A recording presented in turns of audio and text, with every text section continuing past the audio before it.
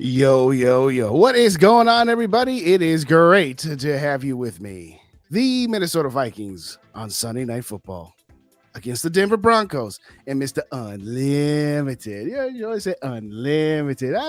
Shut up, Russell. Can't wait to beat you guys. Oh, yeah. And that coach of yours, Sean Payton. Can't wait to beat it. It's two. We coming for you. We coming. Everybody want to talk about the Denver Broncos being the hottest team in the NFL because they've won 3 whole games in a row. Will they beat Kansas City and they beat Buffalo? Okay, we're happy for you. We done won 5 games in a row. And we beat San Francisco. Oh well, they didn't have this player, that player, as if we ain't had Justin Jefferson for 5 weeks. Funny how that worked. Funny how the stories always change with that media when it comes to the Minnesota Vikings. How's everybody doing tonight? We are 1 week away from Thanksgiving, which in my opinion can really make the argument that is the best holiday of the season because yeah, of course you got Christmas and New Year's, but Thanksgiving, you got your turkey, your stuffing, your mashed potatoes and gravy.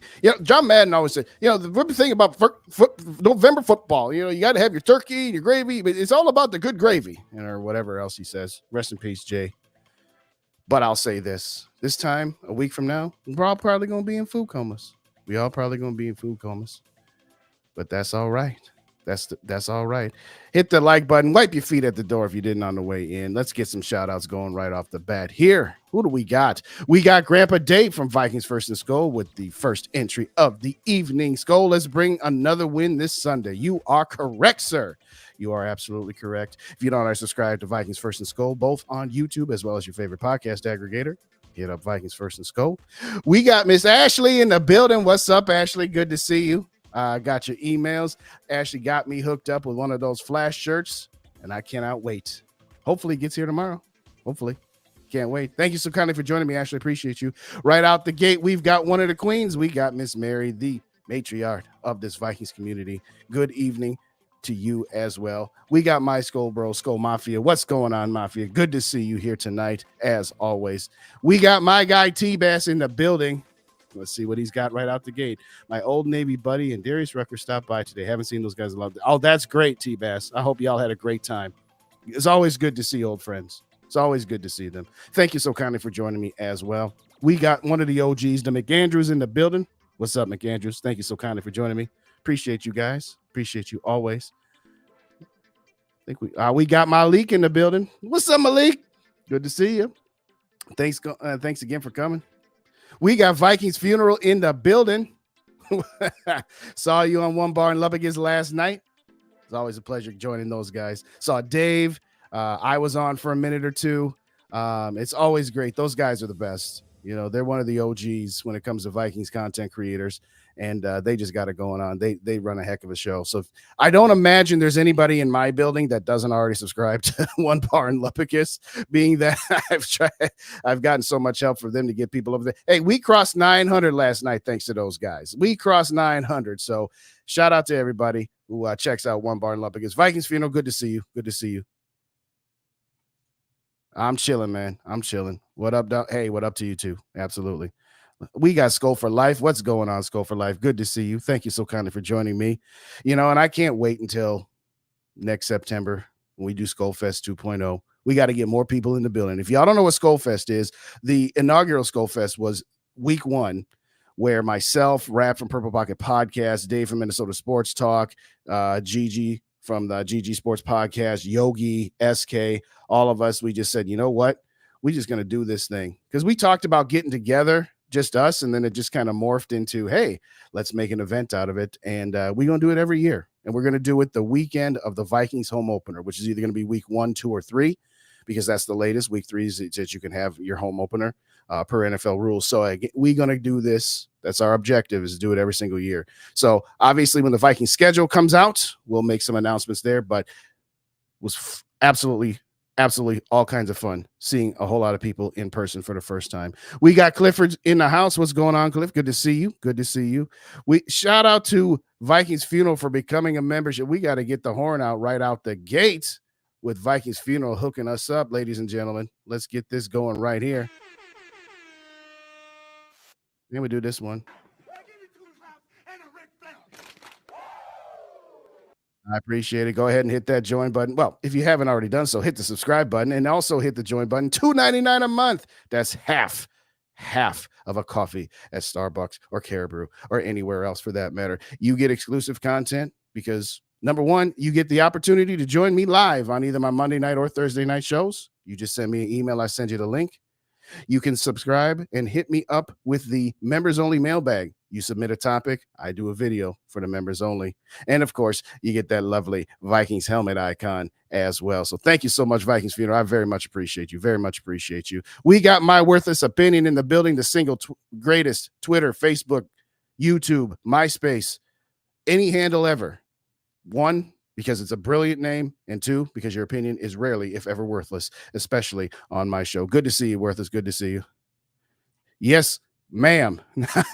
We need 95. Well, at least that's what I check. Hopefully I didn't lose a couple here, but yeah, 905 when I got in the building here, so we need 95 more to get to that 1,000 milestone. Thank you so kindly, Miss Ashley. I appreciate you.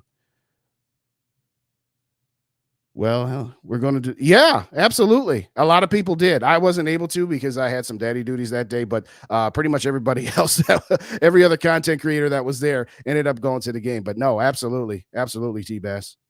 Mary says, I will be there, not missing this one again. You bet.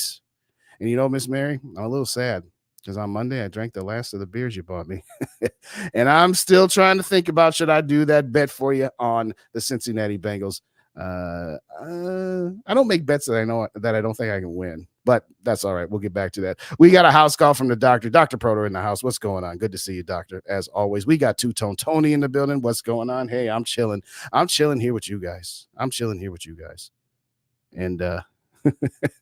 Starbucks is just I used to like Starbucks, but it's kind of worn on me at this point. I occasionally dip into a Caribou once in a while, like once a month, maybe, but I digress. All right. So we got all the shout outs for the people in the building here thus far. So thank you kindly, everybody, for joining me as always. Y'all know how we start my show. And this isn't because it was Veterans Day last week. And I do this at the beginning of each one of my solo shows, whether it's Monday night, Thursday night, Sunday morning, don't matter. And I hope that nobody here gets offended or thinks I'm grandstanding. I'm just saying thank you. Who do I say thank you to? Well, if you've been here even once before, you know how this goes. We start out by honoring and saying shout out and thank you to every member, active or veteran, of all of our armed forces who fought for or continue to fight for our freedoms, who make tremendous sacrifices. And we also shout out their families who have to sacrifice time away from their loved ones. Thank you so kindly for everything that you do for this great nation. We also shout out the brave men and women who are involved in law enforcement, firefighters, and EMS, who in times of tragedy are the ones running towards the danger while the rest of us are trying to get away from it. You potentially put your lives on the line every day when you put on that uniform and go to work. So I'm going to shout you out and say thank you so kindly for keeping us safe. And finally, to the brave men and women who are doctors, nurses, surgeons, frontline workers, home health care providers. For in our time of medical need, you are there. Your Super Bowl is to heal somebody, or in some other cases, to save a life. The men and women that I have shouted out here tonight at times can work very thankless jobs. So I'm going to say thank you to them every time I come on this microphone with you guys. Let's hit the reset button. Wipe your feet at the door. And by the way, One Bar said, well, technically it's Rap's line. I kind of stole it from him, but One Bar shouted me out. Wipe your feet at the door as if you're coming into somebody's house. Just wipe your feet at the door and hit that like button. It's free. It doesn't cost you anything to hit that like button. Hit that subscribe button as well. And consider joining up the membership. And like I said, jday24 at charter.net. You send me a topic, I do a video. It's that simple. Let's get some more shouts. I know I got one or two more people in here. What's going on? It's just going to be a close game. I think we win, but I think it's going to be close. You know what? I'm going to have to disagree with you, Two-Tone, but we'll get into that. Let's see. Burrow going to really? Right before I came down here, Lamar Jackson was kind of gimpy. So both of them quarterbacks now are, oh boy. Did Lamar Jackson ended up going back in? Let me know, ladies and gentlemen. Let me know. We got my guy Gary in the building. What's up, broski? Hey, I'm chilling, man. Chilling like a villain. Glad you're here. We got Scolding in the building. What's going on? Good to see you as well. Appreciate you guys and gals so very, very much. All right, so where do we always start after we do the shouts, both to the people in the building as well as all of those brave men and women that we talked about just a moment ago? Well, we know. Jackson back in. All right, cool. Thank you. Appreciate you. All right, let's get rid of this. Let's get to this. Let's turn on a little bit of music here. We're just going to do this one. Where do we start? With the NFC North round, baby. Now, this time, a week from now, the Green Bay Packers and the Detroit Lions will already finish. And as I said on Monday, as much as it pains me to say this, we kind of want the Packers to win to kind of help us out catch the Detroit Lions. But it's a win-win for Vikings fans. If the Lions lose, hey, that helps us. If the Packers lose, well, happy Thanksgiving, ladies and gentlemen. Happy Thanksgiving. Okay, so we all know the Vikings got the Sunday night game. We all know that. That's simple enough. But the Chicago Bears and the Detroit Lions face each other at noon on Sunday. I don't like the Bears' chances. I would actually like to see the Bears win, as we all know. I think Detroit's going to mollywop those guys. The Bears are just so terrible, but we can hold out hope. At the end of the day, when it's all said and done, if the Bears can just do something right. I mean, Detroit's favored by 7.5. So again, whether Justin Fields comes back or not, I don't think it's going to matter. I think Detroit's going to win that game by at least 10 points.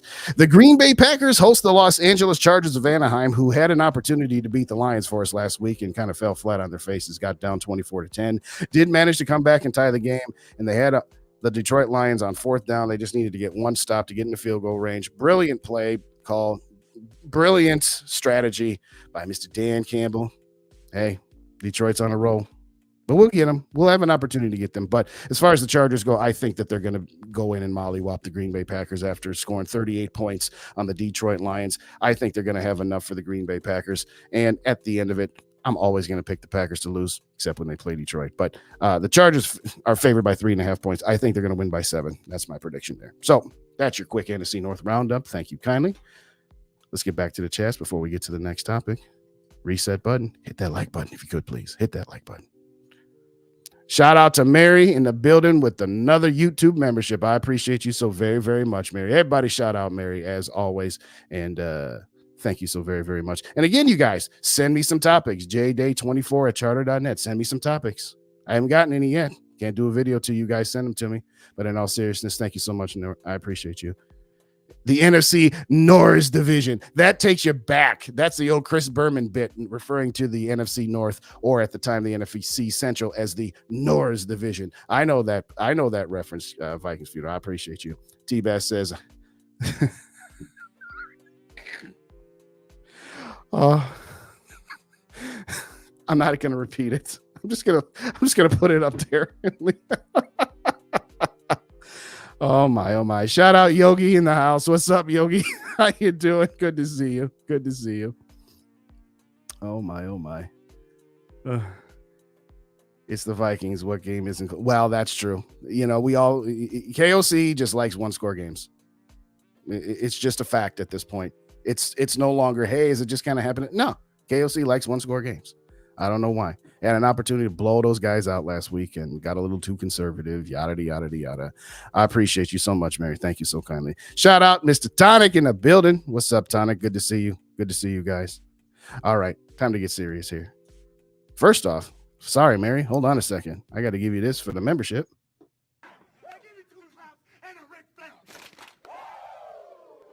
Because it's you, Mary, I'm going to do this one.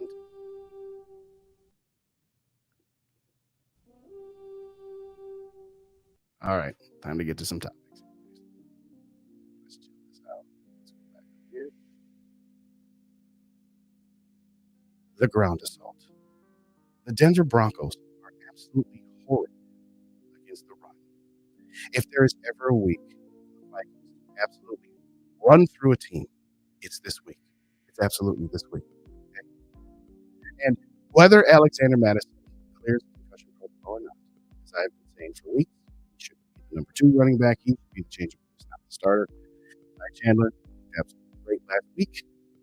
Had a couple of touchdowns. Oh, wait, one came back. But let's just remind ourselves why we think that Ty Chandler should be the number 1 runner. Beautiful play design on the goal line, the direct snap. Shot out of a cannon on his second touchdown run that came back. Again, call, but it was the correct call. As I said, if you're already falling backwards and he's already falling on top of you, you don't need to bear hug the guy and give the refs a reason to put a flag on you. But I digress. All I'm going to say is this. I went on the One Bar and Lubbock show last night, and I said the Vikings were going to get at least 250 ground yards. And I wasn't being sarcastic. I wasn't being facetious. I wasn't being over the top. This potentially could be a game where you only have to pass the ball 15 to 20 times. It reminds me of the first Vikings game I ever went to back at the start of 2019 against the Atlanta Falcons, where I think Kirk Cousins passed for 12 times, maybe 15, because, we just got out to a big lead and ultimately just kind of coasted and just ran the ball all over the place. Had a block punt to set up the first touchdown, but this should be a game where you don't need to pass that much. I mean, their run defense isn't bad. It's horrid. Absolutely horrid. You should be able to slice and dice and run through these guys. And as I said, Ty Chandler, he needs to be your featured running back for the rest of the season, unless something happens to him too. Because, that injury bug just keeps on coming for us. But having said all that, 250 yards. I say Ty Chandler should get at least 130. You got Dobbs with 70. You get Kene Nwangwu involved in that. Again, whether Alexander Madison plays or not, you should absolutely run roughshod on these guys. They're terrible. They're absolutely terrible.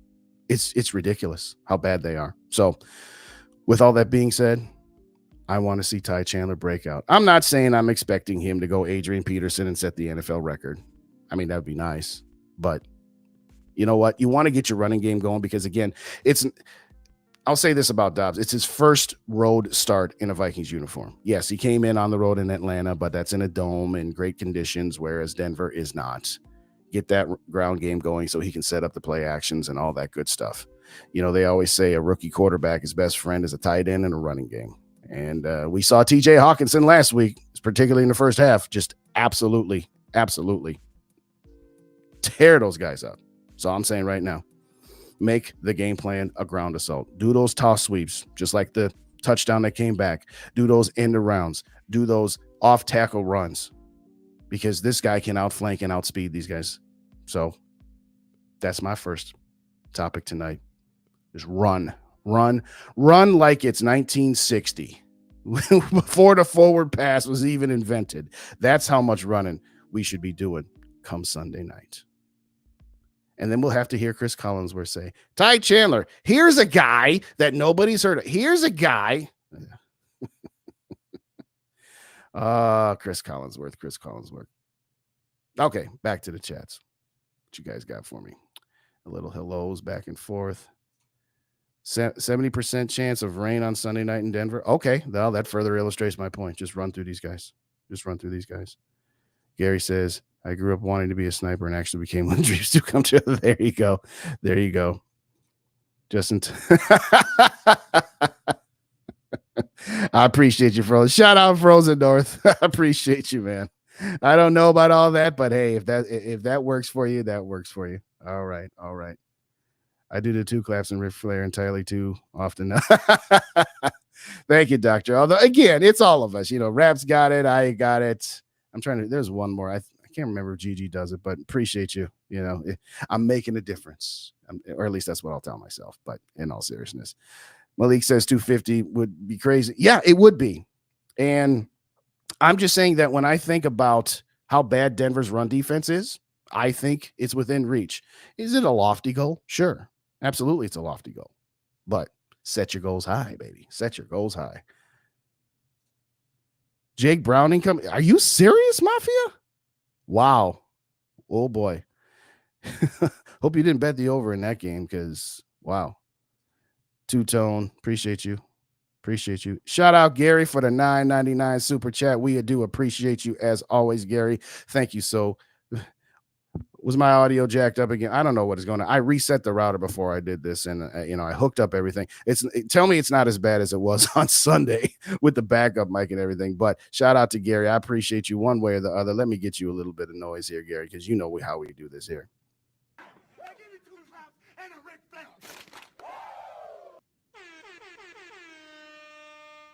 Appreciate you, Gary, as always. What's our season? No, I don't know. I'd have to look it up. I'll try and look it up here if I get a chance. Shout out to the Polishman. What's going on? Is JJ going to play? I think so. You know what? That might be on the agenda. Post. So stay tuned for that. Shout out Dayon in the building. What's going on? Appreciate you, Dayon. Appreciate you. Yes, I agree. Collinsworth does annoy the crap out of me too. You know, he was pretty good when he was on Fox, but once he got to Sunday Night Football, it's just been atrocious. It's just been atrocious. But hey, he's laughing all the way to the bank. You know, don't hate the player, hate the game. I've been saying for over a month, Ty Chandler's him. No, so have I, so have I. I mean, well, I take it back. I said Cam Akers was him. And I said, you know what? Going into the season, I thought Alexander Madison could be the guy to take over for Dalvin Cook, and we were wrong. And that's nothing personal. As I've said, I've met his father in person at SKOL Fest, had him on a couple of shows that we did as a collective group. So at the end of the day, hey, it just is what it is. You got to put your best players out there. And I don't know if he's got pitchers at KOC in a compromising position, but it's like, I just don't understand why he keeps going back to that guy. But is TJ tougher than JJ? He's out there playing hurt. Don't tell me he can't injure his worse. Never been a fan of preferential. Well, they put JJ on injured reserve, so he was going to have to miss 4 games regardless. So, and I think that there might be something of the, hey, we're winning right now, and let's make sure that, we don't put him in a position to injure himself more. I don't know. I mean, it's a good point either way, because yes, if they are babysitting him just because he's Justin Jefferson, yeah, I can listen to that, but he was going to miss 4 games regardless. But okay, thanks, Dave. The thing of it is that half the time when I bump up the sound for the sound effects, I forget to turn it down when I turn the music back on. I got to figure out how to level that out. So thank you for letting me know. Appreciate you. I agree, Joe. Here's the thing about Joe Buck.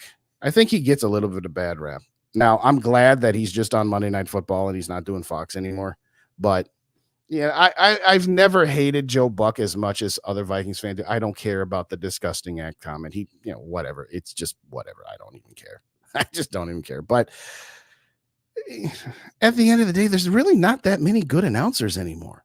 I mean, I know I referenced John Madden and, of course, the inevitable, the wonderful Pat Summerall, and you're never going to find a better duo than that. But yeah, I don't know. I don't like Joe Buck, but I don't hate him, if that makes any sense. But we'll see. We'll see what we got going on here.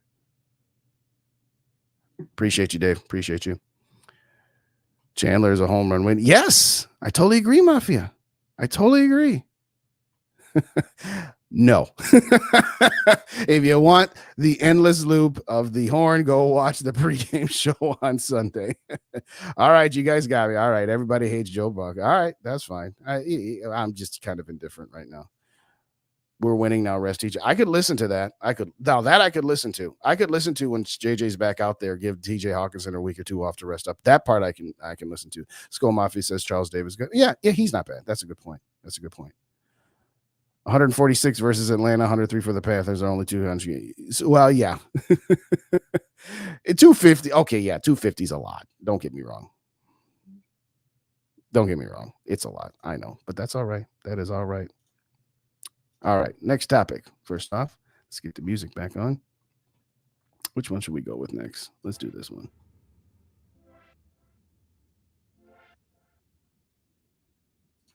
We taking it back to the old school. If you have not heard, ladies and gentlemen, Minnesota Vikings on Christmas Eve, just like last year, against the Detroit Lions, are doing the whiteouts. But that's not the soonest we're going to see an alternate jersey. If you didn't hear, you didn't see it on Twitter, Facebook, YouTube, or wherever else, it's going to go a little something like this. Whoa, that was way too loud. Holy smokes. Let's try that again. Let's cut the noise level down. My goodness. My, oh my. You know what? I ain't going to play it because I don't know if that was way too loud in my ears. I don't know if it was too loud in yours. Anyway, Monday Night Football next Monday, a week from Monday. We're going to go back to the jerseys that we wore on week 1. Now, hopefully we don't lose in them again. Anyway, what I really meant by back to the old school is simply this. We going back to the old school. Anthony Barr is back in the building with the injury to Jordan Hicks. Let's just be clear. I don't know that he's going to play Sunday. In fact, I seriously doubt that he's going to play Sunday, but you never know. Anthony Barr is not the Anthony Barr of, say, 5-6 years ago. But could he be serviceable? Yeah, I think he can. Now, for anybody who's like, why we get Anthony Barr? This is what happens when you get guys off the scrap heap. Okay, you get guys that nobody else wanted. That's why he was sitting at home on his couch. But do I think if there's anybody in the league that can get something out of Anthony Barr at this point, it's Brian Flores. We've talked about it. He's taken the second worst defense in the league last year and has made them not only respectable, but top half of the league. I had said, 18 to 22 would be a reasonable expectation. They're about 12 to 14 right now. So, yeah, I can't wait. Now, again, I think he's not going to play this Sunday. And my guess is he probably doesn't play Monday night unless something bad happens to another one of our linebackers. I think he's going to debut against the Raiders. I'd hope to be wrong because you know what? He's probably got a little gas left in the tank. Hasn't been playing. He was just okay last year in Dallas. Pro Football Focus rated him as somewhat average, but somewhat average is what you should expect for a guy that you're signing in week 11. So I heard some people say, why are we going after this guy? He's old. His knees are shot, blah, blah, blah, blah, blah. There's some truth to that. But again, you're not expecting him to set the world on fire. You're just adding him as a depth piece because you lost Jordan Hicks. Ivan Pace will probably have the green dot on Sunday is my guess. And I think Ivan Pace is going to be not exclusively spying on Russell Wilson because he's had a little bit of resurgence. It's the unlimited. Okay, anyway, the point I'm making is this. Ivan Pace will have the green dot. Ivan Pace will be spying on Russell Wilson or just covering the middle of the field to just kind of take away those short patterns because, yes, Russell Wilson has looked pretty decent the last few weeks. And I did say that going into the offseason. Everybody's saying, oh, Russell Wilson's cooked. Well, he was cooked his last season in Seattle because he was injured. He was cooked last year because he had a joke of a head coach in Nathaniel Hackett, a complete and utter hack job that was only good because he coached Aaron Rodgers like he really coached Aaron Rodgers. He was quarterback's coach in title only, like anybody's coaching Aaron Rodgers at this point. But Nathaniel Hackett was absolute garbage as a head coach. And so, some of the Russell Wilson bits, it's kind of one of those deals where, okay, sure, we're happy for you. He's back, but I think we'll be all right. I think we'll be okay. So, Anthony Barr, welcome back. Apparently, you're going to take your old college roommate's number 54 instead of number 55. And, oh, yeah, okay, so I had to go to some stock footage here or some stock pictures to get Anthony Barr's number 55. But get your 55 jerseys out. He's back home. Okay, yeah, he's not Randy Moss, so we're not gonna do that ditty anymore. But in all seriousness, welcome back, Anthony Barr. Hope to see you make a couple of splash plays here and there. And like I said, I hope Brian Flores finally uses you as a halfway decent pass rusher. I mean, it's not that he never pass rushed under Zimmer, but there was a lot of times where it's just like, how come he's not making more splash plays? Well, I'll say this. Zimmer had a role for him, and he always would say, you don't understand what Anthony Barr does because it doesn't show up in the stat sheet. It doesn't show up on some splash plays, but he was the reason that the Zim Reapers could line up the double A gap blitz. Is it coming or not? We'll see. So I think Brian Flores will be able to get something out of it. I mean, again, Brian Flores is getting more out of Harrison Smith than Ed Donashell did. Again, Danielle Hunter, he's Danielle Hunter, but he's getting something out of, DJ Wanham. Hey, Mr. DJ, turn the music up, right? So, he got something out of Marcus Davenport for the game and a half he's actually played. And I don't even know. Don't even bother asking me. I have no idea what's going on with this guy. I don't know why they didn't put him on injured. Again, expect nothing from him. He's found money if you get any production out of him. It's funny. I listened to Dave from Vikings First and SKOL talk with another content creator podcast during last week when we were playing the Saints. And they're all just like, yeah, he's great for the game and a half he plays. I'm like, yeah, well, we've discovered that so far. So Anthony Barr, welcome home. Make a few splash plays and we'll take it back to the old school. For now, we're taking it back to the chat. What you guys got for me? Well, let's hit the reset button. Hit that like button. As Tyler from First and SKOL said, it's free. It doesn't cost you anything. Hit that subscribe button if you haven't subscribed already. And if it's your first time here, put something in the chat. We'll say hello. We'll shout you out. And if you're a first timer, the whole chat will light up because I'll ask everybody in the chat, hey, say hello to yada yada, whoever that may be. Shout out to Ashley for the membership. I appreciate you, Ashley. Okay, you know what? You know what you get, Ashley. You know what you're getting here right now. We get one of these. And one of these. Appreciate you, Ashley. As always. All righty. What you guys got for me? I know I got a couple new people in the bit. I saw a couple new names in here. Where did you guys go? We got my guy Mateo in the shout out. Mateo in the building. What's going on? Bringing back a linebacker who never put in effort, unlike Moss was never. Well, I don't know that he didn't put in effort. I think that just how Mike Zimmer used him, but I don't know. We'll see. Hopefully we get something. That's all I'm asking for is a little something from him. That's all I'm asking for. Shout out to the McAndrews for the membership. Hey, I appreciate you, McAndrews. You know you get one of these. And a Ric Flair.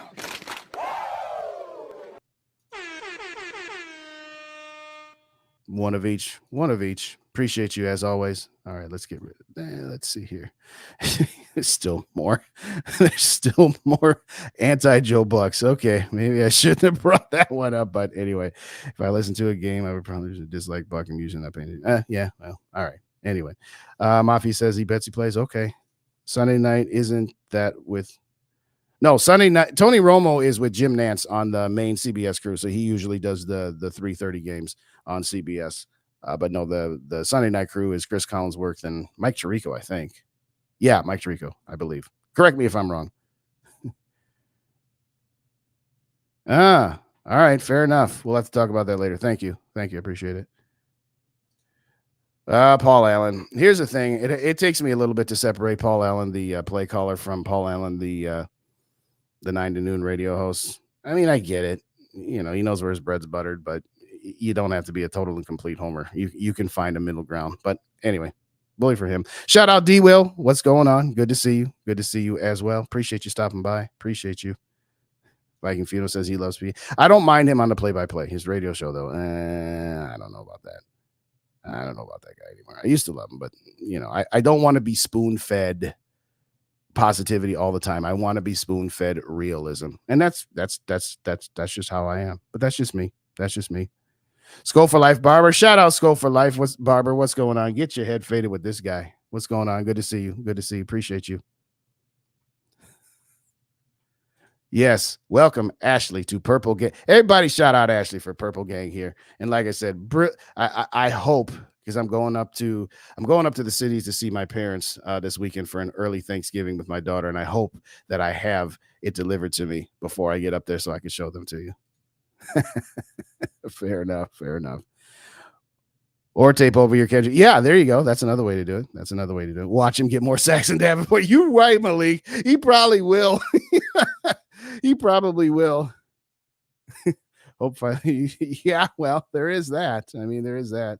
Yes, absolutely. Welcome to the crew. Yeah, welcome to the crew. For those of y'all who don't know, Ashley and Vikings Funeral, they're a pair. But yes, I always love watching, those two, particularly in the One Bar and Lubbock's chat. But thank you guys. Yes. So here's the thing. I got rid of that nickname when he actually showed up and played well against Carolina, and then he's out again. So he's back to being that. Oh, you just hit the join button on the homepage. You guys tell him how to do that. Tell him how to do that for me. I think you can do it on the phone too. I know you can definitely do it on computer. I think you can do it from phone, but put the instructions in there as to how to do that on the phone. Membership gang, if you guys could, please. Barr had the green dot, which allowed Eric. Well, that's true. So once he does get in, yes, once they bring him up to speed, I think he will be the green dot. I'm just saying that I think it's going to be pace this weekend as well. Shout out Clifford. What's going on, Cliff? Good to see you. Yes, absolutely. Well done. Absolutely. Oh, if you had a Dave, Vikings versus SKOL, Dave, put it in the chat as to how you do it from the phone. Because I thought you guys knew how to do that. I thought you said that the other day on your show. Well, everybody's going to have to go running the rest of the Blackhawk game. Oh, okay. There you go.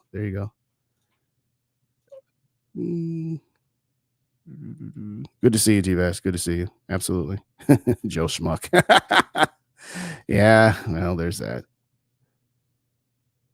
I appreciate you. Appreciate you, Gary. And I mean that in all sincerity to all of you guys. I should get it tomorrow. Okay. Hopefully I get it before I go up. Hopefully I get it before I leave town. But anyway. Yeah, I got to expect some. Yeah, that's it. he could find a balance between ultimate homerism and realistic. But you're right. That's what you guys got us for. You're absolutely right. Shout out Lemmy in the building. What's up, Lemmy? Good to see you. Appreciate you. I appreciate you, Polishman. I appreciate you. Well, I'm only at 900 unless you guys really, unless you're pulling my leg right now. But in all seriousness, either way, I appreciate you all, you guys, so very, very much.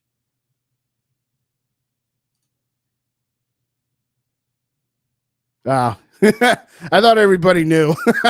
Sorry, Ashley. Sorry for spilling the beans and screwing the pooch there. Shout out to Ale Washington in the building. What's going on? Told you and Rap that Addison was the best receiver out of there. That you did, Ale. That you did. Everybody shout out Ale for coming on in here tonight. Let me get Ale one of these.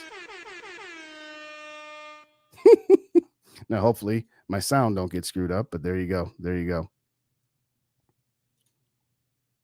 Yes, I got to give it to you, Ale. I'm not saying that I didn't believe in him. I just didn't think he'd go over much, much past 800 yards because if JJ was healthy and TJ's healthy and KJ Osborne's still ahead of him, but you know what? He's absolutely outstanding. It's not a 1-2 punch. It's a 1A 1B punch. And again, I cannot wait until Justin Jefferson gets back because now we have a mobile quarterback who can play backyard football. And it's going to be glorious. It is going to be glorious. Shout out Dan in the building. What's going on, Dan? Good to see you. Thank you so kindly for joining me. Appreciate you. Oh, yeah. After we're done, go on over to Yogi's channel. Absolutely. And I'll get that in the chat in a sec. I'll put it in the chat in a second for anybody who doesn't know. Just because I eat last night. Oh, I'm staying out of that one. I am not finna get between. No, thank you. Tonic says my wife not an NFL fan, but watched the game with me and loves Addison. There you go. All right, let's get back to some topics here. Let's get back to where did we start? Where did we leave off?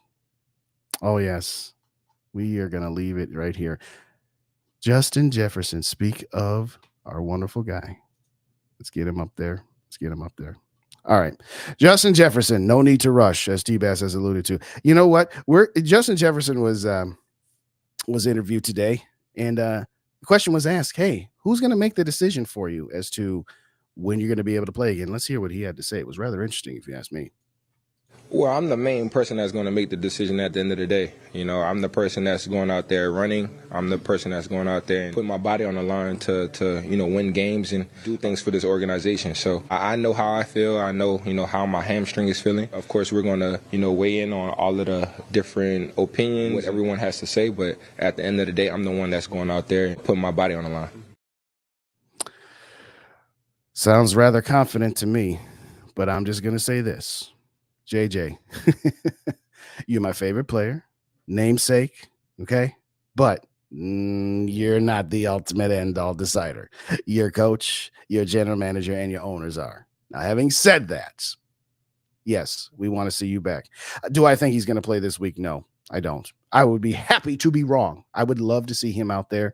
I'd love to see the debut of him and Jordan Addison along with Dobbs. Absolutely. But I'm just going to say this. No need to do short-term moves as opposed to long-term moves. And he did say earlier on in the interview, and I didn't want to cut it up because it would have taken me another half an hour because he says every 2 seconds. But having said all that, he's a football player, not a public speaker. All I'm saying is this, JJ, we love you. We want you back. We ain't seen enough gritties from you yet this season, okay? But it's not about today, and it's not about 1 week. We got the bye week coming up. We got a extra day of rest because we're playing on Monday Night Football, then we got the bye week. Yes, I don't want to see him any later than the Vegas game. If it was after the Vegas game, I'd be disappointed. And if we can get through Denver and Chicago without you, let's do that. Let's completely minimize the possibility of re-injuring your hamstrings. Yes, we all want to see you. We all do. But no, JJ, it ain't your choice.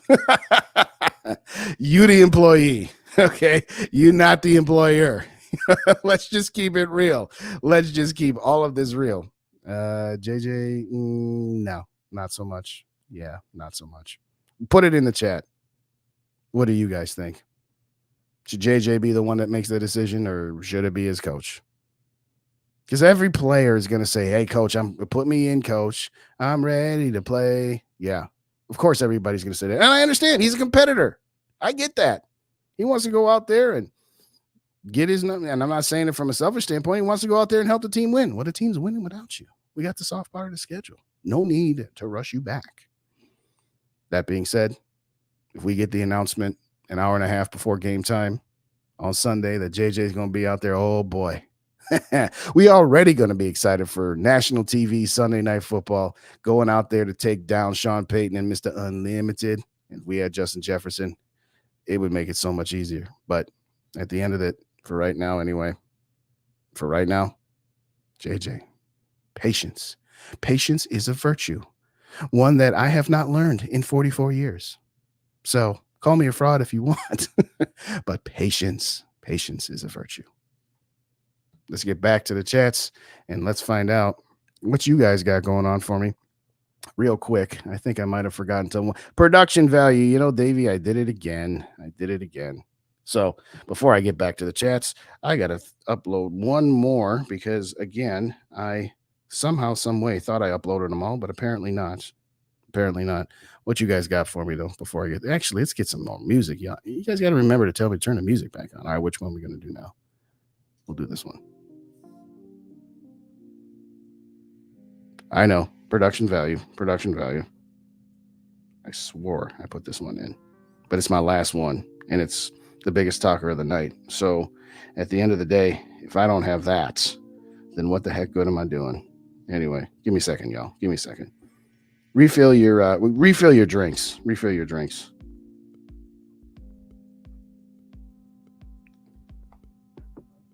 All right, there we go.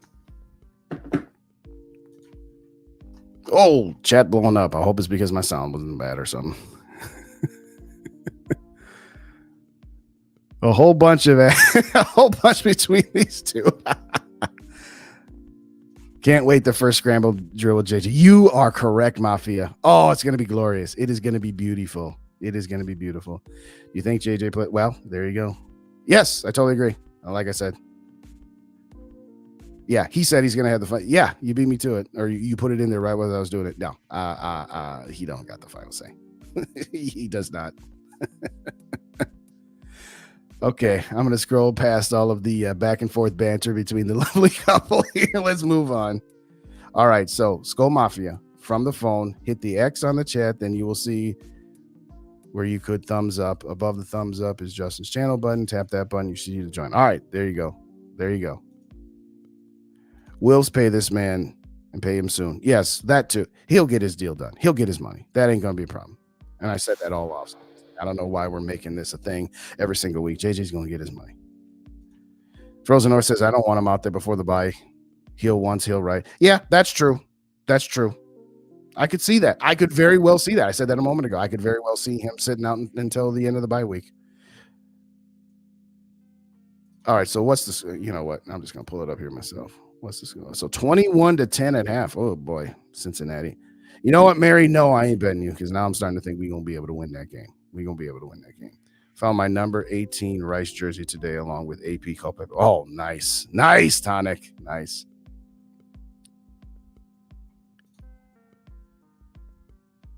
I saw more of him on the lines of saying he wants to be married down. He doesn't want to rush. Well, maybe. Either way, regardless of how he meant it, whether he meant it as a, hey, I'm ready to get back. I want to get back out there to be with my teammates and all that other good stuff. Either way, it's not his choice. It is not his choice. But I agree with Gandy. Just wait until he's 100%. Absolutely. No question. You know, I should have thought about putting that in there, that video that he did. Whatever. Shout out DOD. What's going on, brother? Good to see you. Thank you kindly so much for joining me. I appreciate you. Yes, they do look beatable, even with... No, you're absolutely right. I don't know what's going on with them. What's going on with them? What's going on with Buffalo? They're all just like, I don't get it. I just don't understand what's going on with those teams. But, hey, maybe we can get them. My Monday is on Monday night against the Bears home game. Oh, yeah. Totally agree. Yes. We're down to our fourth string, so we know a little something about that now, don't we? His throwing arm, Andrews. Oh, dang. That's no good. Hopefully KJ Osborne comes back Sunday. If he does, I want to see him have a big game because, you know what? Just want to get back to full strength. That's all we need. And because you know what? We can do some damage. We really can. Because this defense is so much better than I thought it was going to be. I thought it would be improved. I didn't think it'd be improved this much. I'm not going to cap. I really did not think that they would be this much better. And Brian Flores has got it going on. KJ's not on the injury report. So, okay, there you go. There you go. No, Mary, I'm not going to bet something I don't know that I can win. I'm just going to have to send you a 6. I'm just going to have to send you a 6er anyway. But shout out Joker Nation. What's going on, Joker? Good to see you. Thanks so much for stopping by. Appreciate you. Let's hit the reset button because I forgot to hit it again. And y'all didn't remind me, but that's all right. It's not your job. It's mine. Here we go. Hit that like button. Wipe your feet at the door. It is absolutely of no cost to you. Hit that like button for me. Who else is in there? Hey, we got JDT in the building. What's up, man? Good to see you. Hey, it's all right. Don't matter if you're late. Not always there when you call, but I'm always on time. But hey, that's all right. That is all right. Appreciate you stopping by either way. Okay. Appreciate you. Appreciate you, Ashley. But good to see you, JDT. Good to see you. Yes, Vintage Show last night was really good. If you didn't have a chance to check that out, go check that out over on SKOL TYA's page and Yogi's page and everybody else. All right. Bengals' issue is health and a bad coach. Bills is having a Jay Cutler 2 I don't know that he's Jay Cutler. He's not that bad, but you're right. He's turning the ball over way the heck too much. I don't know what in the world's going on. You know what, Malik? I don't necessarily disagree with you. I don't necessarily disagree. First off, we all know this is KJ's last year with the Minnesota Vikings anyway. But having said all that, yeah, he's just kind of a guy. He drops too many passes for me, but that's all right. It doesn't show the button on the iPhone wrap. Oh, okay. Fair enough. Appreciate you. Appreciate you. Yes, absolutely. All right, y'all. Y'all just check Ashley. She got the 411 on all that. All right. So, second to last topic, but the main topic of the night. The glass slipper. How long will the glass slipper fit? How long before this coach turns into a pumpkin? A long time. A long time. Why? Because he's with a coach that knows how to utilize his talents. He's on a team that isn't full of a bunch of slappies like he was with the Arizona Cardinals. Now, I know all these teams gave up on him. He must not have been that good if he was given up by that many teams. Okay, well, maybe not. I don't know. All I know is he's our guy right now. And all I know is as long as he stays healthy, we got a shot. I'm not here to go up and down the line of, well, is he better than Kirk Cousins? No, not right now. He's not. Now, maybe he can be. Maybe someday. Kirk Cousins, yes, he's a more accurate passer than Josh Dobbs. We all know that. That pass to Jordan Addison on the first drive should have been intercepted. But hey, it's one of those deals where, you know what? Sometimes you have to throw passes like that and give your receivers chances to come down. That's how you get big plays. If you throw an interception here or there, it's okay. It's not the end of the world. You know, back in the 70s, quarterbacks would throw like 20 interceptions a year. So 1 or 2 here or there is no big deal. But let's hear it from the horses. Let's try that again. Let's hear it from the horse's mouth about what Josh Dobbs has got going on now that he's been in the building for over a week and a half. Yeah, I think it's a big shout out to them finding ways to get extra work with. Let's try that again. He was asked what is his teammates doing to help him out and help him progress because he didn't have OTAs and mini camps and the preseason to get acclimated to his teammates. Yeah, I think it's a big shout out to them finding ways to get extra work with me, whether it's through the communication that we have in passing in the locker room or in the film room or getting extra reps out on the practice field, just finding ways to build in as many game simulator reps as we can, given that, you know, we haven't had the amount of banked reps that a lot of teams have had up until this point of the season or this part of the football year. So I appreciate my teammates of you know, even when they're sore and a little bit tired of working with me extra so that we can get those extra reps so that, you know, we can see the benefits of it on Sunday. Beautiful. That's leadership right there. Hey guys, can you help me out? And his teammates like, yeah, we got your back because you are a leader now. As was stated earlier, cannot wait for Jefferson to get back once he's 100% healthy. We understand that. But backyard football, mobile quarterback with Justin Jefferson. We're going to find out real quick if Kirk Cousins was, in fact, the only quarterback that could throw Justin Jefferson the ball and help him get as many yards as he got, a.k.a. the Kirk stand. So, no, Justin Jefferson's only got that because he's been with Kirk Cousins the whole time. Okay. And again, this is not to be disparaging against Kirk Cousins. It really isn't. It's just to say, hey, Josh Dobbs doesn't have all of the passing chops at the moment, but he's got the athletic ability. He's got the scramble ability. And I'm sorry, I know some of y'all are going to want to hear this, but he's got better pocket presence than Kirk Cousins does. He just does. I'm sorry, he does. And I get it. Kirk Cousins been in the league longer, gotten way more money than Josh Dobbs has it. Okay, fine, whatever. At the end of it, for me, this kid can do more things than Kirk can do. Now, maybe Kevin O'Connell will be able to get him on another level passing. I'm not saying he's ever going to be the passer that Kirk is when Kirk is protected and everything goes right. I'm not saying that he could get there. Maybe he can. It's a long shot, but he's got a quarterback coach in his head coach. He's got an offensive-minded guy in his head coach. Well, it's not fair to Kirk to say this because he had Mike Zimmer. I don't care anymore. That doesn't matter. This doesn't matter. All that matters is that we got a guy. Here's a guy. Sorry, couldn't help myself. In all seriousness, here's a guy who's got raw athleticism. And what I like most about Josh Dobbs is that he's not just looking to take the snap, look one way or the other, take a single read, and then take off running. He's actually looking downfield. And then, yeah, there's been a couple of times where it's just like, whoa, dude, get out of there, throw the ball, do something. And then he just dipsy doodles, juke moves guys in the middle of the pocket, and he's made a bunch of plays. Yeah, the turf monster got him in that. He should have got that first down, but hey, stuff happens. But how brilliant was he in that second quarter?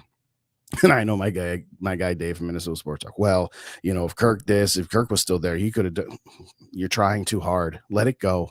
He's not coming back. If this is one of those deals where like Kirk was out for like 6 weeks and then he would have been healthy again, and we had to have these discussions about which option is better overall for the team. Yeah, right now Kirk Cousins is a better passer, but Josh Dobbs is a better overall fit for the team because he can do more. He can move around. And there's like, well, that offensive line is playing so much better for Dobbs. No, it's not. The offensive line have been playing great. And we even said that. So now you're trying to say, well, you know what? If the offensive line does look better, it's because the guy is moving around and helping his line out. So anyway, but let's not hear from me. Let's hear what the other captain, the other member of this team, Justin Jefferson himself, when he was asked the questions about what he sees on the sidelines watching Josh Dobbs and company. Yeah, it's unbelievable to see how he extends the play, his awareness in the pocket, and his ability to move and to look downfield as he's doing that. So it's been crazy to see on the sideline. I mean, he's been doing a great job, just like all of the rest of the receivers, is getting open, trying to find ways to extend the play and get us points on the board. I'm not saying. I'm just saying. It's coming from the horse's mouth. The best wide receiver on the planet, second best player in the NFL, not named Patrick Mahomes. Did you see how his face lit up? Did you see the smiles on his face? Maybe that's why he's itching to get back out there. Is be like, okay, it's nothing against the other guy, but yeah, this guy's got some. The other guy didn't. I'm not saying, I'm just saying. And again, don't take this as anti-Kirk. It's not. It's just after seeing Kirk for 5.5 years and knowing what we had. And yeah, he was on an MVP trajectory. He really was. Because prior to this weekend, he was still like tied for third in touchdown passes. So, but I'm just saying, we got something here. Now, am I saying we're going to get to the NFC Championship game? No, not yet. We continue to run off these games. Like, let's say we run off Denver, Chicago, and Vegas, and we on an 8-game winning streak after starting 1-4, and we're 9-4 at that point. And then we get Cincinnati, and we 10-4, and then we got our 3-game divisional Texas 2-steps, Midwest 2-steps, so to speak. We go Detroit and Green Bay at home on Christmas Eve and New Year's Eve, respectively, and then the game against Detroit to wrap up the season. Yeah, we've been running off this many games. And he gets more and more acclimated, gets to learn more and more of the playbook. We got something here. And again, the difference from, say, 2008, when Gus Frerotte took over for Travaris Jackson, we had a solid defense. Didn't have a great defense. And I'm not saying our defense right now is great. It's very, very good. And the thing about this defense is it's gotten better every week. The defense was, it was just okay the first couple of weeks. Now, granted, yeah, Oh, one again. Hey, well, Kirk would have had more stuff if we hadn't turned the ball over. Okay, well, some of that goes on him. I'm not saying all of it does, but some of it does, even though some want to say, no, the turnovers were never his fault. Yeah, the Justin Jefferson reaching for the pylon in Philly, yeah, no, that's not Kirk. Of course not. But to pretend that you could just take Dobbs out of the equation and put Kirk in the equation to say, hey, he would have done just as much. Okay, we don't know that. We don't know that. All I do know right now is the glass slipper. It still fits. The coach has not turned into a pumpkin. Maybe it will.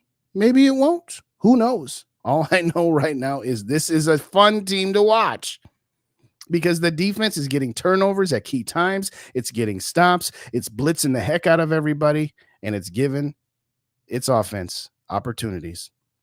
That first half, you don't get up 24-3 just by the offense scoring 24 points. It's also the defense only giving up 3.5 points. Now, granted, Derek Carr was terrible, and he's on his last leg as far as I'm concerned. But for right now, the glass slipper still fits, and I'm here for it. And I'm really here for it this Sunday, going into Denver's house on Sunday Night Football. And hopefully Greg Joseph can actually hit a 54-yarder because he's going to be in the elevated air. So with all that being said, I like our chances. Back to the comments. What you guys got for me? I know you got a lot of stuff in here, so let's see what we got going on. Some hellos to JDT.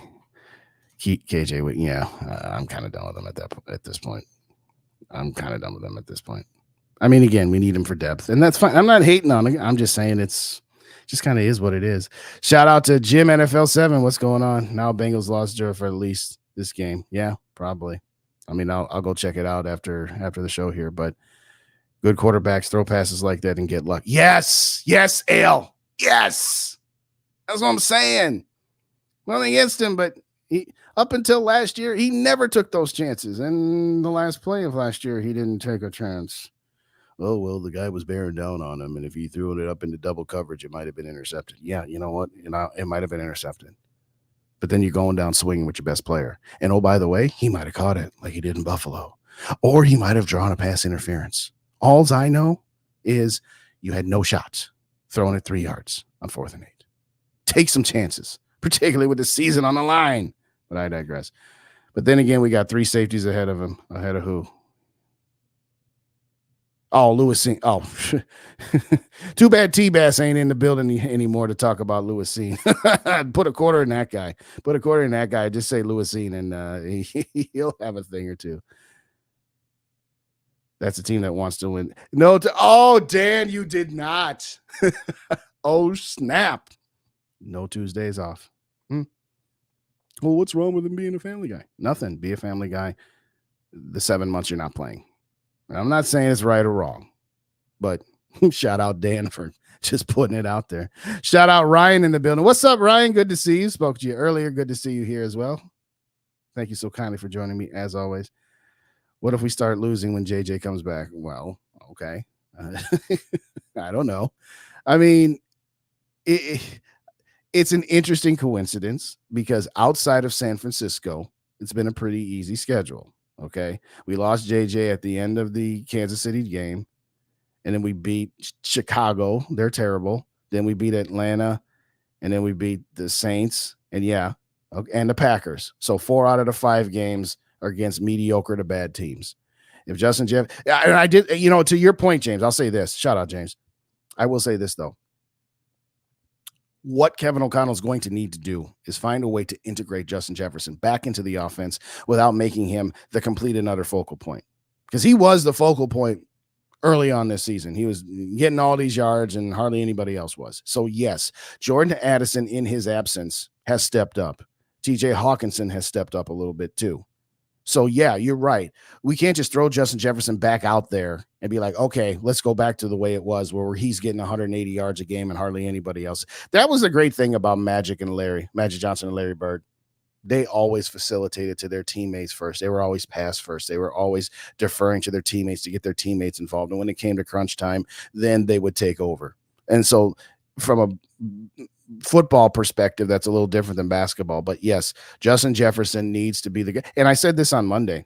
I can't wait for this, because if you're going to put a spy on Dobbs, then you're playing with 10 guys in your defense. And if you have Justin Jefferson and Jordan Addison running routes against a 10-man defense, look out. But yeah, we need to make sure that Kevin O'Connell doesn't have Dobbs just force the ball to JJ all the time. But if we lose a game or two, it ain't no thing. You're not going to say, oh, well, we were however many games and winning 6-0 without him, and then the first game back or second game back, he comes back and we lose the game. It happens. Part of it is the schedule. It's not who you play, it's when you play him.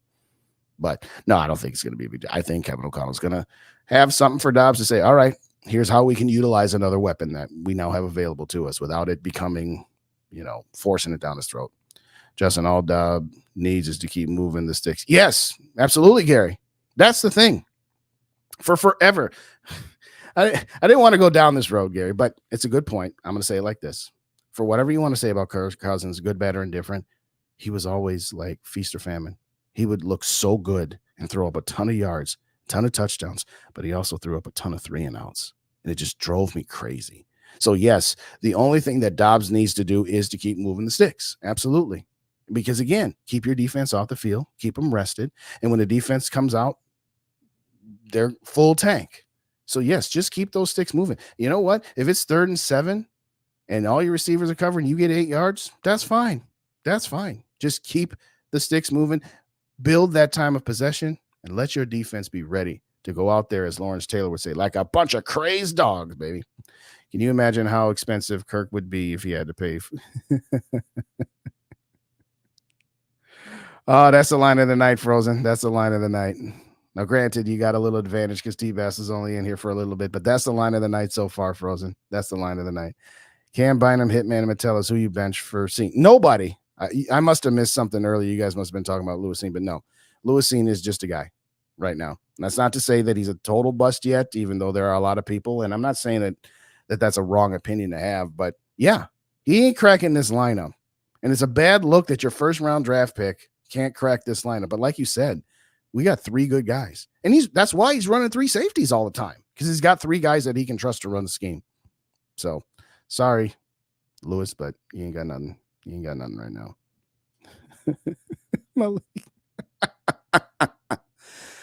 Oh, and that's the other reason why, Ryan asked me earlier. We were chatting online for a minute. We were talking earlier. He's like, do you bring Kirk Cousins back if he's dirt cheap? No, I don't. I've seen enough. I'm not signing any 36-year-old quarterback coming off an Achilles injury. I don't care if it's for league minimum. I mean, yeah, if he wants to come back for league minimum and be a backup, sure, I'll keep him under that circumstance, but he ain't going to do that. He saw what Daniel Jones got as a result of Ed Donashell. He's be like, really? This guy got 40, so I want at least 42 and a half. And if you gave him 42 and a half, his cap number would be 52 and a half because of all that dead money that they've pushed out way back when. So, no, there's really, again, it's too early to say that Josh Dobbs is the unquestioned starter, that he deserves a contract extension. We got to let the season play out. We got 7 more games before we need to even think about that. But no, if Josh Dobbs continues to do what he's been doing, I'm ready to roll with Dobbs and have Jaron Hall be the backup. And I'm ready to say, hey, thanks for the memories, Kirk. 6 years, 1 playoff win. So, no, it's just one of those things. And I don't blame him. You know what? These guys put their livelihood on the line going out there playing this rough game. So get your bag. Just, you ain't getting the bag from us.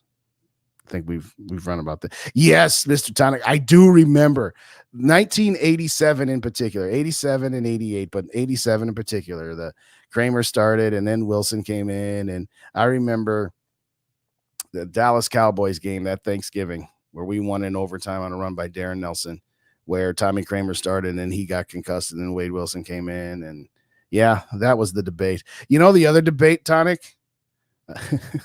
Rich Gannon and Sean Salisbury. You remember that one, Tonic? Oh gosh. It's the old adage, when you have 2 quarterbacks, you really have none. But anyway, no, you're right. That one really takes me back. That one really takes me back. Gary Kirk doesn't believe I'm working on 2. No, I mean, again, I get it. I get it. I'm just saying, like, nobody else does. Does that mean that it's like horribly wrong? No, but it's a bad look. And I don't want to hear, well, he wants to spend time with his family. Everybody wants to spend time with their family. Everybody does. Oh, well, Julie said I had to do. Okay. Are you getting paid that money or is Julie? Well, actually, you're right. Good point.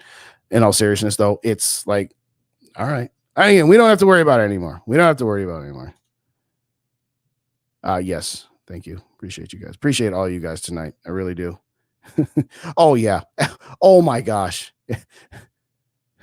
It's not even fun. I showed you guys this hat. This hat is one that I've had for years, and I went to a signing earlier this year, and Tommy Kramer was there, Keith Millard was there, and Henry Thomas was there. And I got there toward the person and I that I went with. We got there towards the end, and it's like I didn't really want to spend the money. And then Henry Thomas comes over. Hey, what's going on, man? And he just takes the hat right off my head and says, "Hey, Keith, get over here. Hey, Tommy, get over here." But got to meet Tommy, and yeah, he took a lot of hits and did a little drinking. But yes, I can't imagine going to work with that kind of state of mind. I really can't. But you know what? Some people can do it, and good for them. Good for them. It's an official day up of the Chiefs, but other leagues quarterbacks going to go over. Yes, again, I know it's volunteer, but just like voluntary workouts in the off season, it's not that you're required to be there, but if everybody else is and you're the only one that's not, okay. But whatever. I'm moving off of that topic. No, I totally agree with Malik here. Shout out Malik. It's a different vibe with yes, because he has a different skill set. And it's a skill set that might not have all the advantages of the other guy, but it has some other advantages that the other guy doesn't have. And it's just a better fit. It's just a better fit. It just really is. All right, Joker says, I'm guessing you meant looking forward. Yeah, I said that earlier, Joker. So after the show, go ahead and hit the rewind button. But that was one of the first topics I went into, that Ty Chandler should absolutely destroy these guys. Absolutely destroy these guys. 4th and 7 against Atlanta would have been a sack and a loss for Kirk. You are correct. You are correct. There's no two ways about it, Mateo. You are absolutely correct. I feel like teams fear us now. Yeah, a little bit. I would say that. You've got to play him differently. And if you really watch how teams pass rush Josh Dobbs, they don't just come at him full bore because they know he's not a statue. So that's part of what's going to open up the running game. That's part of what's going to open up the underneath routes, is that let me be clear. I'm not going to say something so preposterous here, but it's going to come off as preposterous. But roll with me for a second here, ladies and gentlemen. Just roll with me for a second. In some ways, it's like rushing Patrick Mahomes or Lamar Jackson. I'm not putting Dobbs in those guys' category. Okay, let me be clear.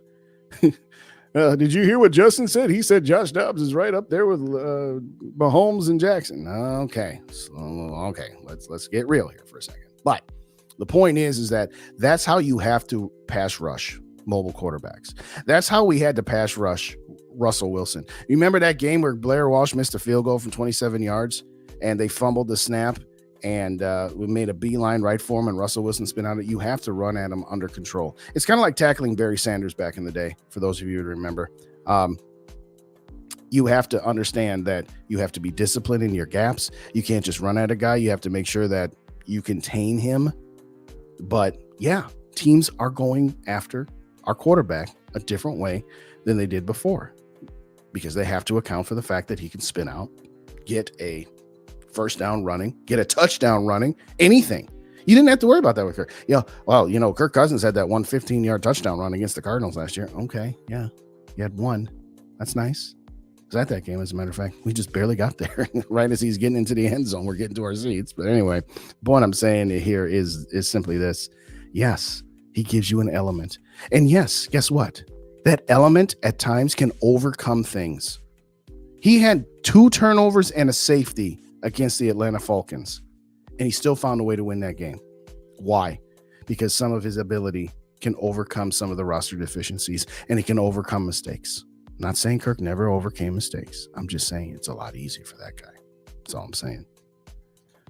How about Mekhi Black? Yeah, absolutely. A very good point, Viking Funeral. That's a very good point. For everything we want to say about Kwesi, a lot of people want to know, okay, yeah, Lewis seen this. Okay, that's fine. Yeah, well, that's part of the conversation. But the other part of the conversation is this secondary is a lot better than it was when Rick Spielman left. You got Mekhi Blackman, Evans is looking pretty good. Heck, Andrew Booth Jr. is looking good right now. And I never thought, I said all offseason, I said, I'm done with Andrew Booth Jr. He's getting hurt all the time. Anything you get from him is found money. Just don't have any expectations for it. He's looked good the last 2-3 weeks.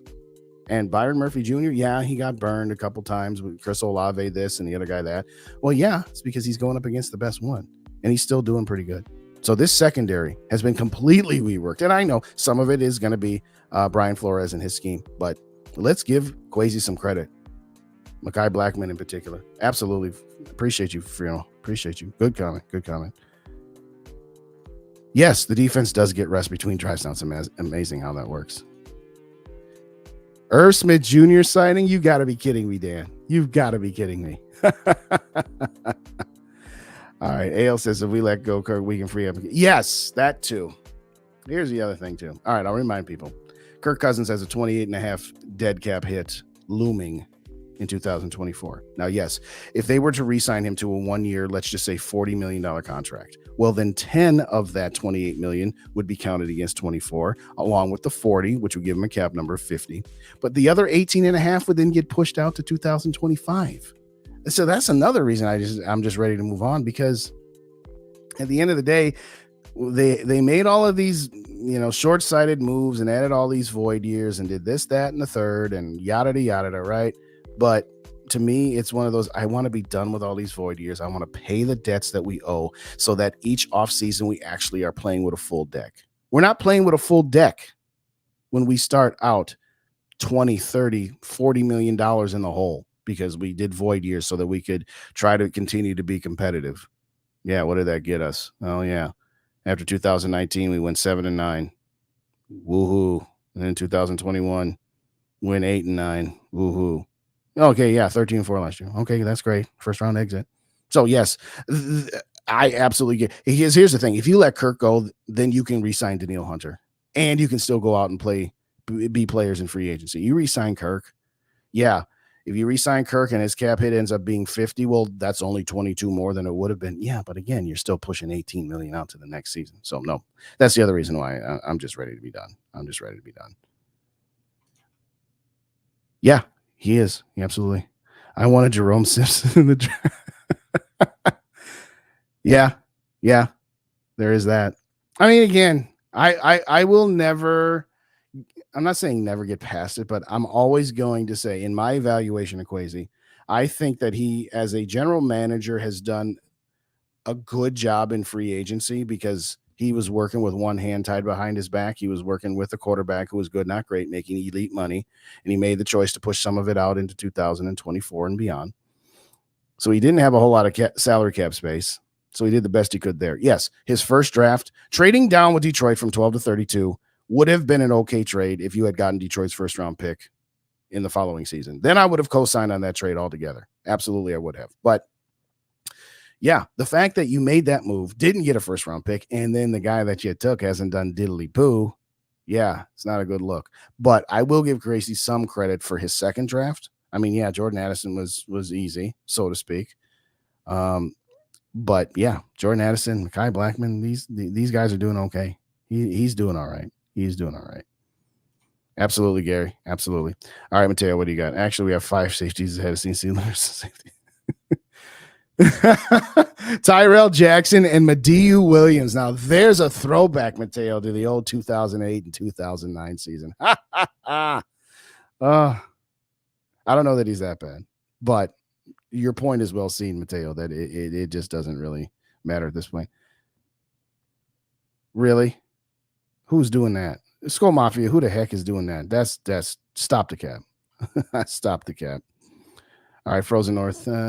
I like Kwesi's picks. They're the coaching staff's picks too. Yeah, absolutely. That's a very, very good point. That's a very, very good point. Appreciate you, James. Appreciate you. They just said the Vikings lost Kirk Cousins and now well, yeah. Funny how that works. Funny how that works. Yeah. They just lost their starter and now they're more watchable. Like I said, first half last week was fun. We haven't seen that from Kirk since 2019. Well, I take that back. There's a little bit of it last year, and the defense was worse last year. So, okay, we got to be a little bit fair. See, I can be fair when I'm talking about Kirk, despite some other co-hosts of mine that tell me I'm never fair with him. Yeah. And the defense is always only getting better. Absolutely, Al. Absolutely. Oh, without question. When they're both healthy, yes, they're the best duo. And I said going into the season when Jordan Addison was asked that the night he got drafted, I was like, all right, let's slow down. But no, we've seen it. We've seen enough. We've absolutely seen enough to know that absolutely they are. All right, Tonic says Flores isn't going. I certainly hope not. Doubtful many teams will have to take a look at him because he's suing the NFL. Yes. And again, I don't want to be the guy that says, hey, I'm going to stand in the guy's way of getting a head coaching gig. Absolutely not. Wouldn't do that. But I said that on Monday, you back up the Brinks truck for this guy. There's no salary cap for coaching staffs. So you give him $1 less than you gave KOC. And you say, hey, we want you here for as long as we can keep you here. Not going to stand in your way, but we want you here for as long as we can. Absolutely. I'd give him a raise. I'd give him anything he wants. Like I said, $1 less than KOC. No question about it. But you're right. That whole suing the NFL thing is that's gonna hurt him. Shout out Purple Haze Podcast. What's going on? Everybody hit up my guy Purple Haze. Get in the sub. Appreciate you. Thanks for stopping by. Just seeing people forgot what they had. Well, that's true. Yes, that's true. That's a good point, James. But the statute of limitations of that leg injury has long expired. And the fact that he can't get, I know we got 3 good safeties, but the fact that he can't even dress on game day, he's not even deemed good enough to play special teams. I mean, I'm just saying. Malik says if he goes in, if he doesn't the bind, nah, we can wait till the end of the season. If it costs us a little bit more, That's all right. No rush. That's the beauty of it. Enjoy, as Mike Tice would say, enjoy the season. We'll worry about that stuff later. Right now, hey, it's all gravy. It's all gravy at this point. Speaking of Thanksgiving dinner, it's all gravy right now. But Dodd says Darren Nelson. Yes, Darren Nelson. There's a shout from the past. But yeah, that was you should go if you don't know what I'm referring to, the 1987 Thanksgiving Day game, the Vikings against the Cowboys. They utterly dominated that game until the fourth quarter. They let the Cowboys tie it on them. We had a missed field goal at the end of regulation. Had the first possession, ended up punting. Second possession or first possession for the Cowboys, get an interception, take it on down the field and score. It was a wonderful game. It was a beautiful game.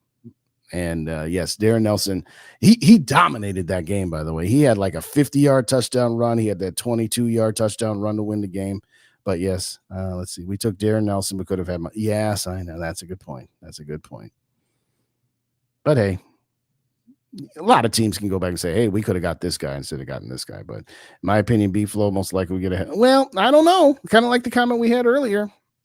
Him suing the NFL is gonna get him it's gotten him blackballed. So either way, I mean, if he gets a new job as a head coach, we wish him nothing but the best. But if he doesn't, so much better for us, because this dude, he's completely turned this thing around. If they were to offer B-Flow, if there were good, why is he here? Well, yeah, yes, absolutely, Tonic. Yes, he didn't want no Arizona job.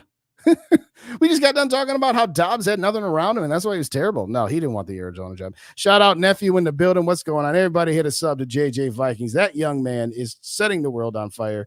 He's like 13, 14 years old. He's got his own YouTube channel, and he is absolutely throwing down tracks. Absolutely. Everybody hit up JJ Vikings. Shout out to nephew. And for those that you don't know, he's not really my nephew, but all of us content creators that have helped him out along the way. He calls us all uncles, so we call him nephew. But anyway, we are good. We doing good.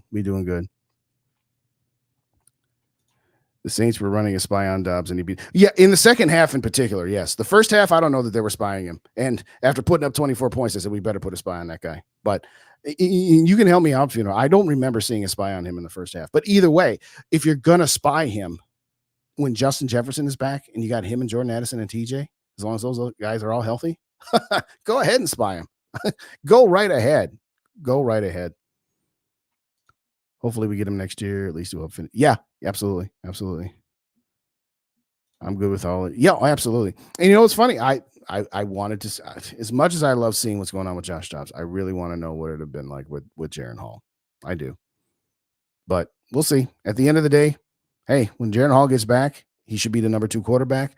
None of this Nick Mullins and whatever else BS. No, I don't want to see Nick Mullins on the field unless we have no other choice. No, as soon as Jaren Hall gets back, he should be the backup quarterback. I do not personally remember. Well, there's a lot of people that can say that. They can say, hey, they tried and it didn't work very well. It didn't work very well at all. Kirk is just a statue. No, absolutely. Absolutely. I know I'm way behind on the chats here, guys. I know I'm Yes, absolutely. Absolutely. That's incredible how much love the Vikings have shown you, JJ. I am somewhat envious, but I'm envious in a good way. Yes, Ken, he did shout you out. He did shout him out. Absolutely. I'm gonna scroll a little bit faster here, guys, so it's not that whatever. Tear off. Yeah. Okay, hold on. I knew there was another one I just saw in there. Luminous, what's going on? Good to see you. Thank you kindly for joining me. Oh, that reminds me. I missed a couple on Monday, and I've got to go back and I got to do right by a couple of people that were in the building on Monday that I forgot, that I didn't see. So I'm gonna do that right now, whether they're in the building or whether they watch it. El Giente Gamey, El Giente, and SKOL Diesel. I missed you guys. I put it in the comments after the show, but I'm shout out you guys because I missed you on Monday. So for that, I apologize. I always want to do shout outs to everybody that puts a comment in the building every night. Kirk won so many playoff games, it's gonna be sad to watch him. JJ says we beat Denver. I think so too. All right, what do we got? See, this is I forgot to put the loop back on. All right, we'll just do this one. Loop it this time. Since I'm done with topics and just reading you guys. No, and no. Absolutely not. Absolutely not. All right, shout out Viking Funeral. Spy was intermittent in the first half, but definitely more. Yeah, okay, fair enough. I didn't see it as much. And maybe it's because we just kept running up and down the field on those guys that I didn't see it much. But no, you could definitely tell in the second half, they're just like, okay, we can't do this anymore.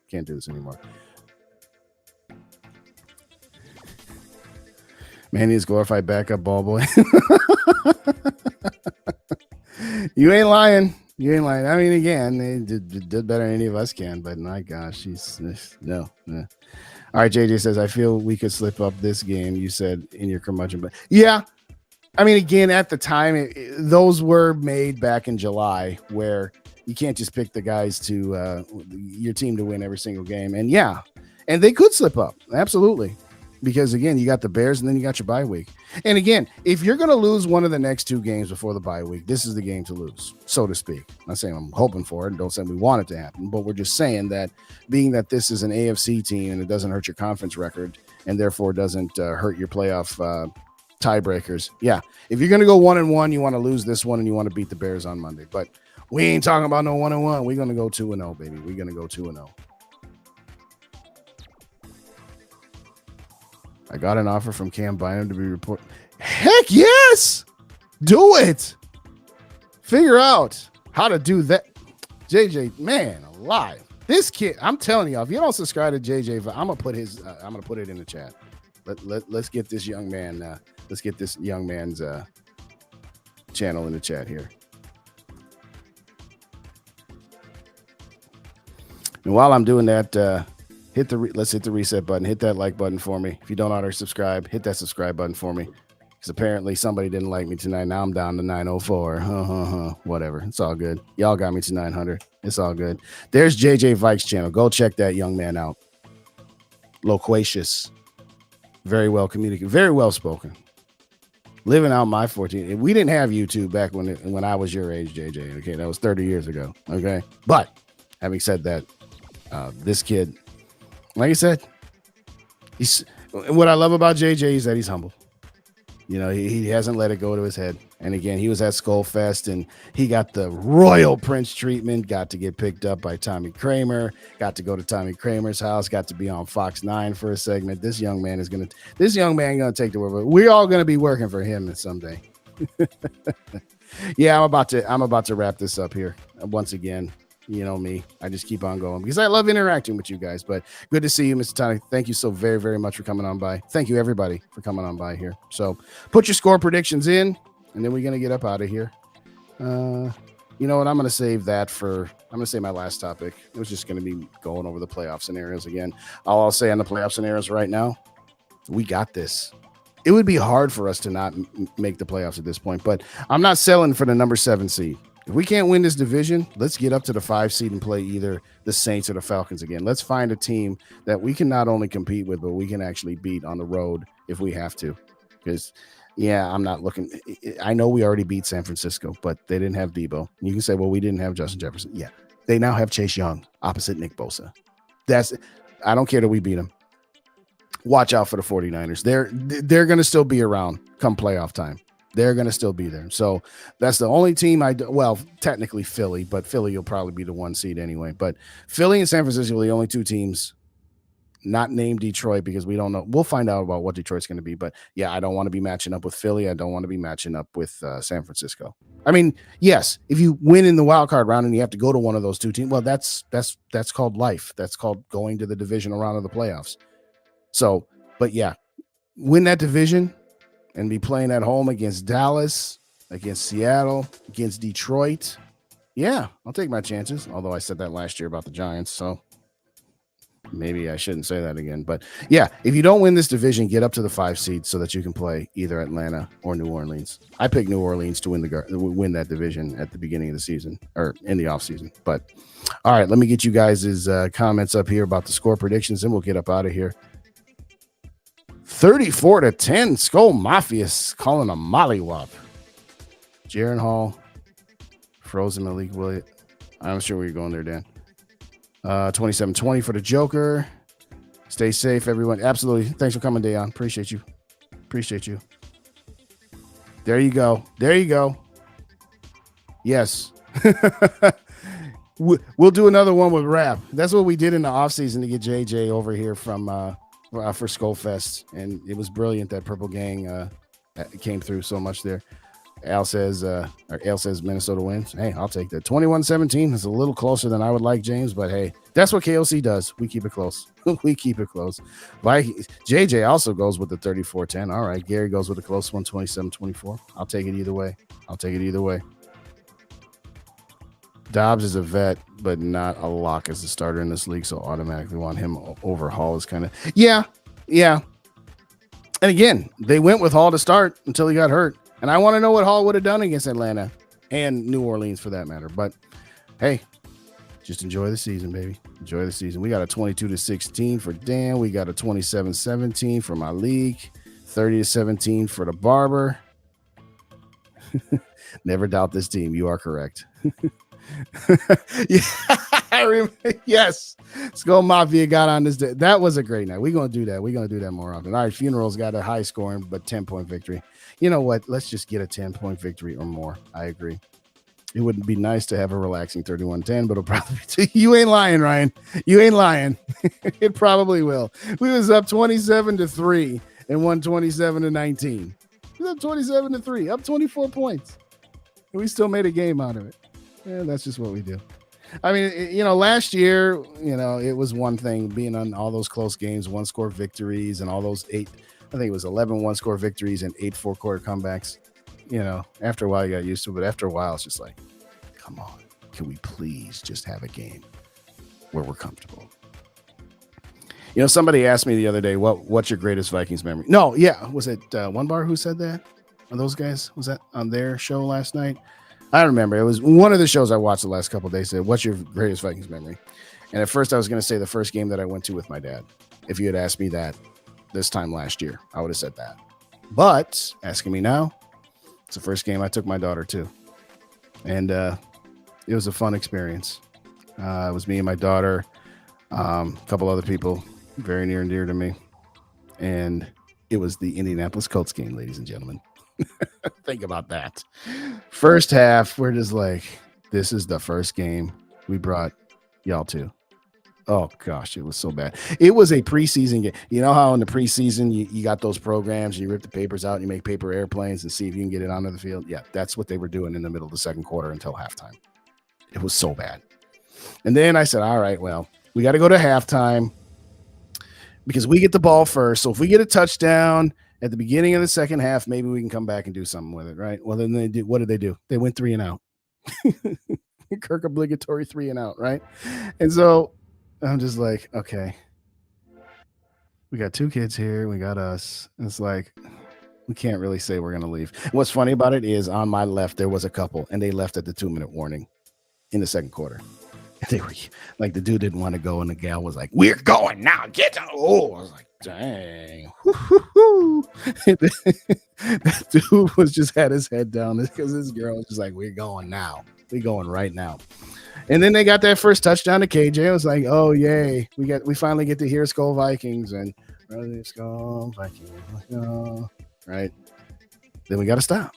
Then we got the CJ Ham touchdown. It's like, we're going to run out of time here, but defense can't afford to give up any more points, but maybe we get some. And then twice that game, Shannon Sullivan had fumble recoveries for touchdowns that got called back. And I'm just like, you got to be kidding me. So when JJ scored his touchdown, where he did that zip in, zip out line, and it was right below, we had a B line right for it. I was like, okay, we're within 2 scores now. And now the crowd's getting back into it. And what really sucked about it, and anybody else was there will co-sign with me on this, it was the whole upper bowl, most of the upper bowl was empty, but it got loud enough as if the place was entirely still full. And then when Thielen got his, we started rocking. And then Kirk throws that interception because Jalen Naylor stops on his route. And we're just like, oh, great. That was our shot. But then we stop him on 4th and 1, and we get to stop. And then Dalvin Cook scores a touchdown. And it was kind of a nervous, and we wanted to get up and yell and cheer, but it's like, oh, wait, we need this 2-point conversion. But when TJ Hawkinson caught that 2-point conversion, oh my gosh, the stadium blew up. We came all the way back from 33-0, and it's now tied at 36. And then there was 2 minutes left. It was like, okay, this would be so Vikings to tie this game up, just to have the defense let us down and give up a field goal to lose the game. But the defense got to stop. The Vikings got the ball back at the end of regulation, weren't able to score. And win that game in overtime. And by the end of it, my daughter was finally into it. And, one of these days, I got this video of her. I don't think she remembers that video was taken, but she's yelling SKOL Vikings and, all this other stuff. And so that's my new best one. All right. I'm going to get these last set of chats and then I'm going to get out of here. I didn't mean to go for 90 minutes and so, but here we go. Ashley said, oh, you guys were, oh man, I wish I'd known you guys back then. That would have been cool to meet up with you guys. We'll find a way to do that sometime. We'll definitely find a way to do that. By the way, Broncos fans are high on life, relying back from early starting. They're 100% certain they're winning them. Yeah, well, that's fine. That's fine. They can think that all they want. We'll find out. The truth bears out. We're going to sell it on the field. But, hey, that's fine. They've won 3 games in a row. We won 5 games in a row. Their 3 games in a row, apparently they're the media darlings. Our 5 games in a row are like, oh, that's nice, but look at who you beat. I mean, yeah, okay, you beat Kansas City and you beat Buffalo and Green Bay. And we've beaten San Francisco, who was down a couple players. So that's fine. Go ahead and keep downing us. Great memory. Yeah. When you had a couple of 13-year-olds, it was just like, well, we can't leave early. This is like partially their Christmas gift and partially, hey, this is your first game. So I will say this, if they weren't there, I'm not saying we would have left, but we were really considering. And I never consider leaving a game early, unless it's a preseason game. But shout out to Vikings Fido and Ashley. And no, it was a great game to be at. People were trying to get paid. Yes. It's like, nah, no re-entries, ladies and gentlemen. You left. Hey, that's your fault. That's your fault. Great show. Hey, appreciate you, SKOL for Life. Appreciate each and every person that has come in here through the door tonight. Let me get some shout outs real quick to everybody who came in through the building that donated a little coin tonight. We got Vikings Funeral with the new membership. We got Ashley with the new membership, the McAndrews. We got Mary, and we got the $10 super chat from Gary. To all of you guys for coming in here tonight. Let's get you one of these. And let me turn the volume back down so it doesn't get too loud. There. These.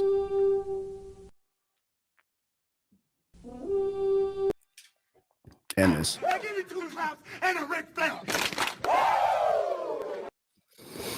I don't know what time I'm going live on Sunday.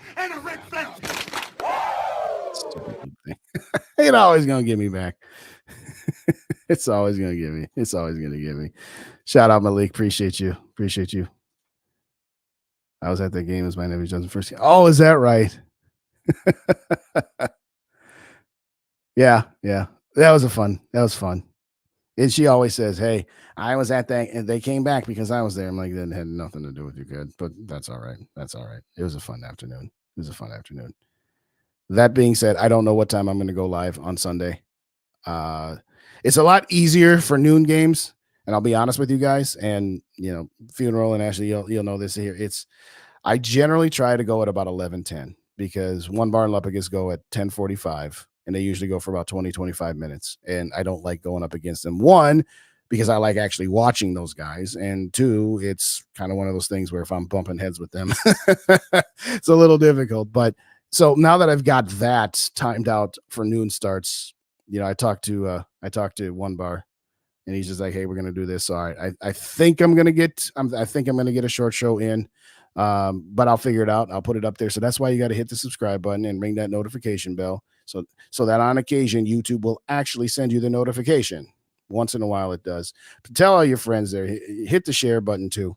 Post it on Twitter. Post it on Facebook. Tell your friends, hey, if you consume Vikings content on YouTube, hey, I'm 90. Well, I was going to say 95. Now I'm back to 96, but that's all right. Appreciate all of you guys that have helped me get to 900. It's just been a fun ride. And like I said, I've had 30 people in this building for consistently. And it truly does humble me that at this point, people actually come out and listen to what I got to say. But as I say, I try not to go an hour and a half every time I go live, but I do my topics so I can cut it up for a podcast. And I just love interacting with you guys. As I've said a million times, I could sit here and just give my topics and, put the video out there, but interacting with you guys is so much fun. I've been doing this slightly over a year, and I used to be that guy that would watch content creators and be in chats and all that other good stuff. And finally got out of my shell to say, all right, hey, I think you can do this. I think I can do this. And like I said, watching the other shows and interacting is fun on that side. But and I know all of the other creators, One Barn Lebegus and Rap and Dave and Gigi and Yogi and SK, and Vikings on Rhino and Vikings Uncensored. We'll all echo what I'm about to say, is that you guys in the chat interacting and giving me topics or, having conversation. That's what it's really all about. So thank you so very, very much. With all that being said, I'm going to leave Gary with the last one of the night. Let's kick Sean Payton in the nuts on Sunday. I can't think of a better way to go out than that. Great. Appreciate you. Appreciate you, Ashley. Appreciate you, Vikings funeral. I hope I didn't get anybody in trouble by spilling the beans about you two. We'll call you guys the king and queen of the Vikings community. Mary is the matriarch, but we'll call you guys the king and the queen. Now, copyright Ava. If all of the kings had their queens on the throne, we'll be popping champagne and raise a toast. I don't know, but for right now, I'm going to leave this one up from Gary as the one we're going out with. Thank you kindly, everybody, for joining me. SKOL to the next episode. I will see you at some point Sunday evening for the Purple and Gold pregame show.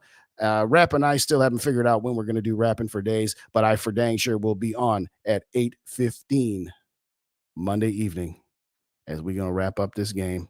Hopefully 6 in a row, baby. 6 in a row. Getting ready for that Monday Night Football game against the Bears in our throwback jerseys before the bye week. Thank you guys, as always, for joining me. You have a great night. SKOL Vikes, let's win this game. Good night.